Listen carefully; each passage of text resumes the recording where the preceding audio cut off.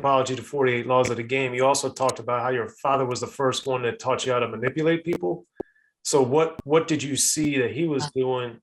Oh, okay. Well, what he would do, right? He would have these crooked dice, and he would always have these dice in the house. And I wonder what the dice was. And then he was like, he would teach me, the functionality of the dice. And they was like, I don't know, crooked dice, whatever you want to call them.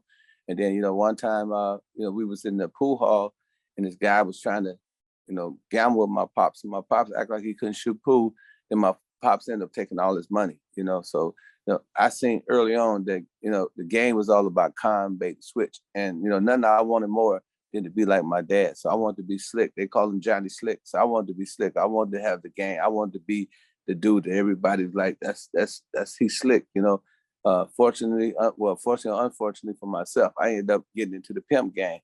I would have been just like my father. I know how to do everything. I know how to shoot pool. I know how to shoot crooked dice. He taught me all of that stuff, and I ended up getting in the game, and I realized that I had platinum vocal cords, and I know how to talk real fast, and people love that, and that's what led me into the pimp world, And so yes, my father did teach me how to be slick. He taught me how to manipulate. He taught me, how to, because in the streets we call it the jungle. See, like most European kids, most white kids, they grew up, their parents, encouraged them to go to college more than likely. Their parents got a decent job, so on and so forth. Well, that ain't how it was in my household. It was like dice, craps, streets. It was fast life, so it wasn't, we didn't have that luxury, what I'm saying? But my father always did encourage us to go to school, but he knew that I was going to be in the game regardless, because I was so hungry for the game. So he taught me the game. And, my other brothers, he never even taught them. None of my brothers know anything that I know. They have nowhere near the game that I have. My father just knew that I wanted to be around there, because I used to, when him and his partners be over at the house, I just be in there eardropping, I had my game on the Zorb, and my ears on record, just trying to get that game.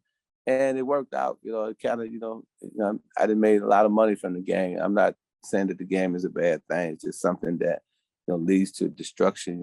Ultimately, if you don't know what you're doing, it leads to the penitentiary.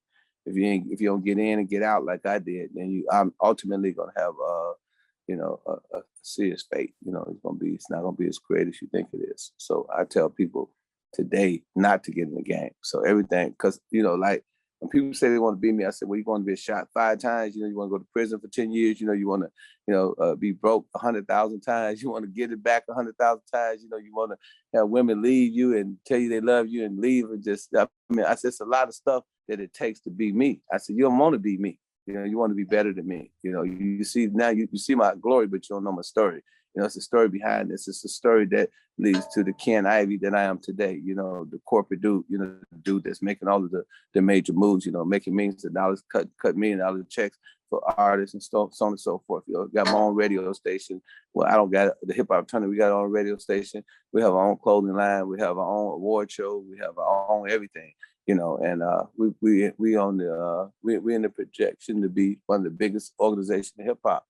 But all the things that you go through, that's what you grow through. So, the steps of a good man is ordered by the creator or the great designer. So you don't know what you're going to do. Everything you're doing is not just happening. It's not coincidence or accidents. It's on purpose. So, and a lot of times when you know your purpose in life and you know what your destination is, whatever you believe and conceive, your mind can achieve. And I think that that's the most important thing for young people to understand. That's about probably listeners that, if you can put it in your head, you can put it in your hand. So, it's just all about planning and think big. The bigger you think, the bigger if you think small and you think big, what's the difference? You're still thinking. So you might as well think big. And like this class, I'm pretty sure you're thinking big, you have great aspiration. And that's how I tell people, just think big, So it don't make a difference where you come from. I come from the slums. Was born in the projects, Robert Taylor projects in Chicago, the worst projects in the world. Grew up in the mean streets of Milwaukee. A lot of gun violence, a lot of pimping, a lot of robbing, a lot of killing. Went to prison. Several times. Went to the federal prison, and now look at me. I run the biggest organization in hip hop. I deal with some of the most affluential people in the world. Puffy, all of them, 50 Cent. All those guys, I got them on speed dial. These people, whenever I throw an event, majority of the time, most of them show up. You know, I'm writing books. I got another book that's going to be a classic. I don't want to divulge the name right now on your show, but it's going to be a classic. And the book the reason why I'm not even putting my name, my real name, I'm just going to put Professor Ken. I'm not even going to put my face. I'm going to put characters on there.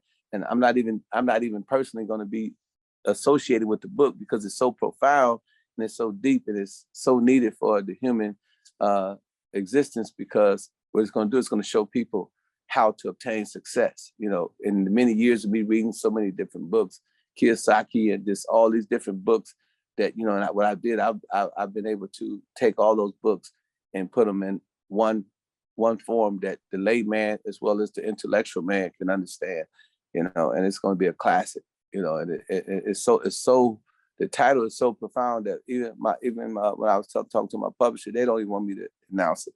Because you know how it is with publishing, you know, anybody can use any name. Like I can go write a book called Think and Grow Rich and can't nobody do nothing about it. You know, there's no patent on a book title. So, because you learned a lot of things from your dad, you were seeing things in the street. What made you, instead of being a hustler, what made you want to go into the pimping game? What made that choice? Well, when I was in prison, I was in Green Bay, Wisconsin, you know, which is the a real penitentiary. I met a guy by the name of Pimpin Pope, and I was asking him why was he in jail if he was a pimp. Pimpin Sam came up to him and he jumped on his car. And so when Sam jumped on his car, he shot Sam up out of his car. He said, well, I said, well, why would Sam jump in the car? He said, I had a prostitute by the name of Juanita, ended up choosing up on Sam. So when she chose up, you know, he had Juanita trained to the point where, you know, when he had to piss, she'd grab his penis. You know, if he had to smoke, she'd light a cigarette 3 times. You know, when the stomach growled, she'd cook. You know, it was like she was under his instructions. And Sam had never been a pimp before, so Sam didn't understand the process of, you know, how it goes with pimping hoes. At that time, I didn't know either. So he said that, hoes is, you know, they all the same, no different between the in-pocket bitch and the out-of-pocket bitch. He said that all bitches, you know, is treated the same. So I was like, okay. And he said, so Sam ended up getting her and he fell in love. You know, he thought he mistake all of this treatment for love. And as a process of that, you know, he started acting real crazy when the broad came back to him, when Juanita came back to Pimpin' Pope. And so long and short, he ended up shooting him and ended up getting like 8 years in prison. So him and I was in celly. So he said, man, Ken, you ain't pimping to, you know, a bitch can go for this in the court to that in the court with her tongue still looking at your dickhead without missing a drop. He said, you know, bitch got to do this, bitch got to do this, bitch got to do that. So I'm listening to him. And he said, yeah, man, you got to have all the sympathy taken out your heart to become a good pimp. He said, because, you know, you're dealing with the human existence. So I was like, I'm tripping. I'm saying, wow. You know, so when I came home, you know, I remember some of the things he said. And then, you know, but my first experience with a prostitute was when I was 16. My man, Father Divine, had gave me a prostitute. And, you know, he just had 3 bitches. He said, which one you want? I said, give me the one that's light bright, the one that's almost white with the pussy candy stripe. So he gave me Dirty Red. And that's the girl I talk about in my book, Dirty Red. She was my first prostitute. But I didn't really get introduced to the game until I met Pimpin' Poke in prison. And what he did was he gave me a perspective. So, you know, that perspective led me to, you know, have no sympathy in my heart. You know, so what I did, I had a triple bypass. I went to the doctor and said, remove all the sympathy out of my heart. So, you know, I didn't have no sympathy. And that's how you got to be in that game. It's a non-sympathetic game, and you can't be sympathetic. You can't, you know, be thinking about what you're doing. So that's what led me into the game. And then, you know, I guess I was just a fast talker and a nice looking guy. Women just start coming, and then stop. And then all the players start talking about me. I started winning Pimp of the Year. You know, I was one of the best dressers, you know, had the Rolls Royces, the Mercedes Benz, and it just came with the territory, and it made me a very successful guy in that field, you know. And you know, they just talked about me, and everywhere I go, I won the trophies. Everywhere I go, you know, the women wanted to be with me. I would, you know, I mean, my biggest experience in the game was how I kept knocking guys for their bitches. You know what I'm saying? I was like, every time I turn around, you know, somebody's girl choosing up. You know, I said, I'm starting to get chose with my mouth closed. You know, I had to talk that much. So it was interesting. It was an interesting lifestyle, you know. But, you know, as I think about it, people ask me, will I do it again? I always tell people no, not because I don't, you know, I didn't enjoy the game. It's that I think that America, right, is the biggest hoe in the world. You know what I'm saying? And everybody pimping on America. The Italians, the Jews, the Asians. All of them, they come here to pimp. Because pimping is, every situation is a pimp and a hoe. You know what I'm saying? It's about value, right? It's like what value you put on yourself. And if you got value, like insurance company got value, but they're the biggest pimps of all time because they giving you a service that don't actually exist.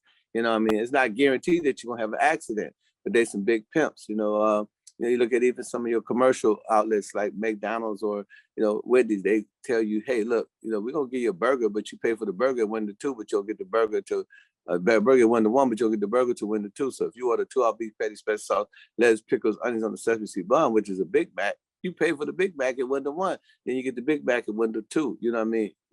That's how the game go. If you think I'm handsome, pay my ransom. You can't give me no assistance, keep your distance. If you can't get McDonald's no assistance, you got to keep your distance. You can't go through the drive-through. If you can't give no insurance, no assistance, keep your distance. It's purse first, ass last with McDonald's. 1 to 1 is purse. You know what I'm saying? Then 1 to 2 is ass last. You know what I'm saying? So it's like it's a concept that you develop in your mind. It's a philosophy, right? And in the process of this philosophy, you see it going on in a major way in America. You see how America is like, then Uncle Sam. Who bigger pimp than Uncle Sam? Uncle Sam checking everybody trap. You know what I'm saying? You don't pay Uncle Sam, he gonna put you on the pimp arrest and throw you in the federal penitentiary. And what do he do for us? Go to war and all these fictitious wars. We know what happened with 9/11. We know that Saddam Hussein never had any bombs of mass destruction, weapons of mass destruction. But Colin Powell get in front of the whole world, say, that he said that his superiors told him to say that, but they really wanted to go over there and do whatever they did. We know ultimately it ended up being very profitable, especially for Hollenberg. You know what I'm saying? Whatever you call it, whatever the name is, but the company, Halliburton, yeah, whatever their name is, them people, right?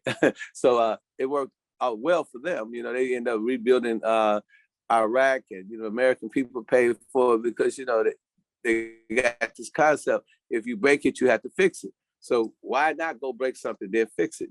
Every time a bomb is dispersed and shot into the ground, and they call it shock and awe, those bombs have to be replaced. So if you got money in defense stocks, if you mess with a venture capitalist company, and they invest, the venture capitalists invested in military stock, or they invested in prison stocks or whatever, then even though you're not directly connected to it, because those people, that's where you have your money housed at.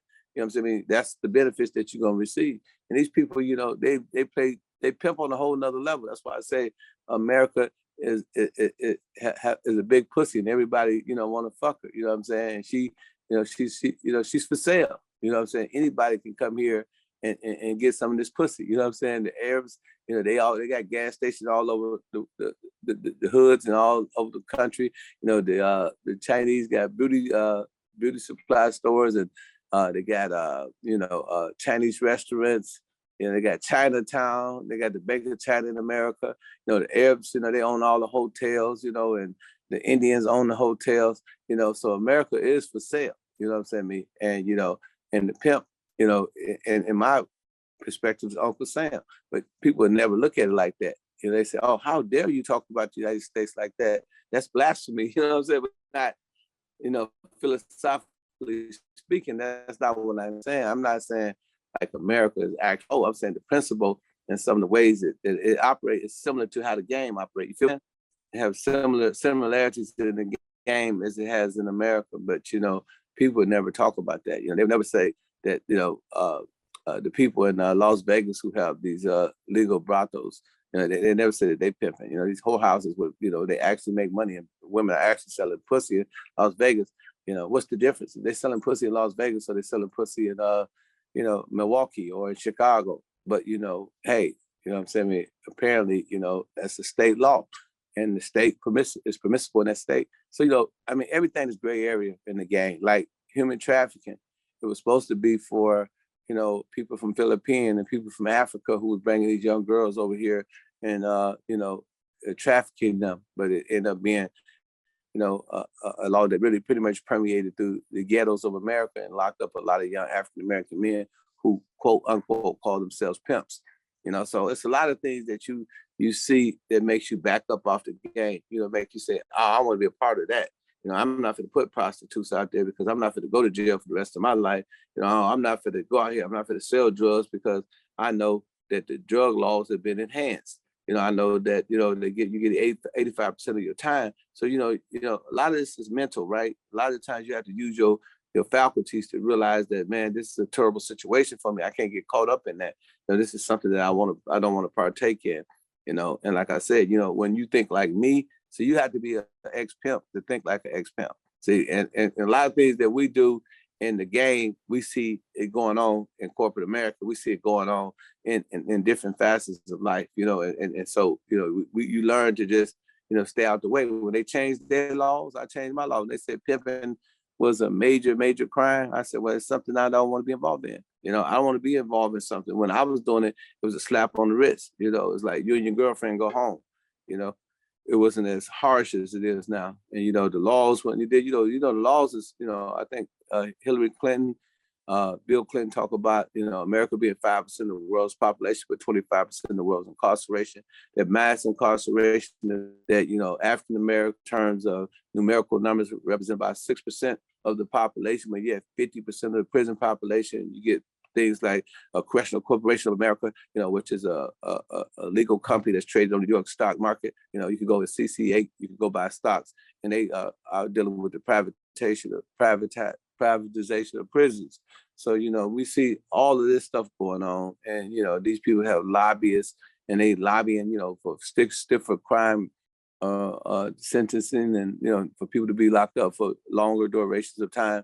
And, of course, that's money. They're making furniture in the prison. They're making cars. They're doing everything in prison now. They got a call center in prison. So, people who are pimping on another level that you'll never be able to perceive it as pimping, that's what they're doing. Because if I could lock someone up and I put someone under some form of incarceration, and I can get paid, like $100,000 or whatever per night, then you can understand, you can see it. You say, well, Ken, that's theory, right?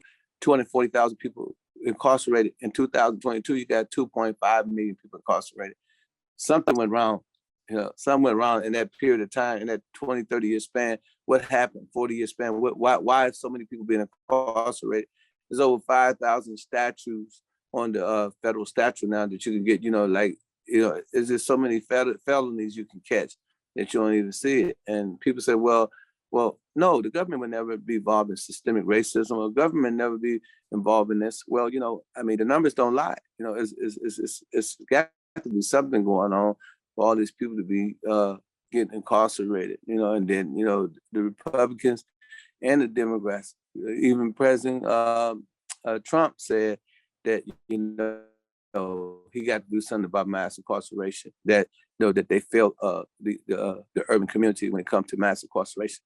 So, that's pimping. You know what I'm saying? You won't call it pimping, but see, if I commit a crime, it's called pimping. But when somebody else pimp on another level, it ain't called pimping. But, you got to call a spade a spade. You got to call it for what it is. If you locking up people and you making money off of these people incarceration, and you going hard, and you going really, really big on it, then that's obviously that you're doing what you do to make some money.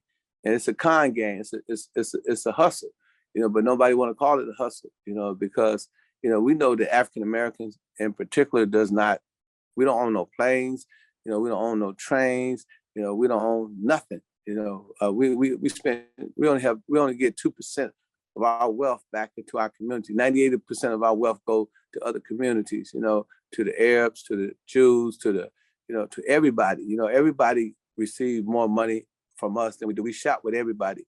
And that's crazy. You know what I'm saying? We don't even shop with ourselves. As soon as we get our money, we go straight to the mall. And that's a travesty within the Black community. So to my larger point is that, something is wrong. Something is going on. Like when I manipulate a prostitute, they say, well, Ken, you're a manipulator. You didn't con this woman into selling her body. But when you put drugs in a community and, these people don't have no way of getting these drugs into the community, but you got a satellite that can beam down and see an air, with a missile. Because I seen it the other day in Russia. They were showing how these people had the people, Ukrainians, how they had these different weapons of mass destruction and these different missiles or whatever, the Russians and all, they were just showing their logistics, right? And I said, they can see them people, but they can't see all these drugs that's entering into our community. You know what I'm saying? Somebody, I ain't saying if it ain't the government, it could be the Colombians, it could be somebody is, you know, utilizing that situation and benefiting from it, you know. Be sure to check out the History of Gangster Rap by Soren Baker. He's official. History of Gangster Rap features exclusive interviews with Ice-T, Snoop Dogg, MC Ren, the D.O.C, and dozens of others. The History of Gangster Rap, a definitive look at how Los Angeles changed rap forever. In Los Angeles, the streets definitely set the tone of the hip-hop music. At 19, I got a $50,000 car. My whole angle always was, I'll be street, but I will always tell you the horrors that go along with this life. There will be penalties and casualties for just wearing the wrong color in somebody's neighborhood. And once gangster rap made it from the streets to the TV, the genre exploded. With Fab 5 on Yo MTV back with NWA. Yo MTV, it just catapulted us from being local heroes to national gangbang rappers. The History of Gangster Rap discusses it all from 1980 up till today. It's always gonna be shit happening in the street. You know what I mean? So it's always gonna be something to talk about. The History of Gangster Rap in stores now.